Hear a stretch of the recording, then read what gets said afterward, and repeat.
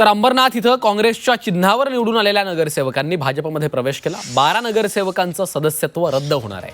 नगरसेवकांवर कायदेशीर कारवाई करणार असा इशाराच काँग्रेसचे नेते सचिन सावंतांनी दिला आहे। नगरसेवकांना नोटिसा पाठवल्या जातील असंही सचिन सावंतांनी स्पष्ट केलेलं आहे।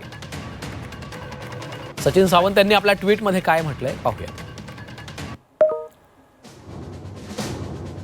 12 नगरसेवकांचं सदस्यत्व रद्द होणार असं त्यांचं म्हणणं आहे। अंबरनाथमध्ये काँग्रेस पक्षाच्या चिन्हावर निवडून आलेल्या नगरसेवकांनी भाजपामध्ये प्रवेश केला।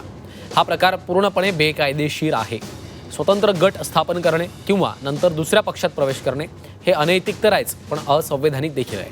त्यामुळे काँग्रेस पक्ष या नगरसेवकांवर त्यांचं सदस्यत्व रद्द करण्यासाठी कायदेशीर कारवाई करणार आहे।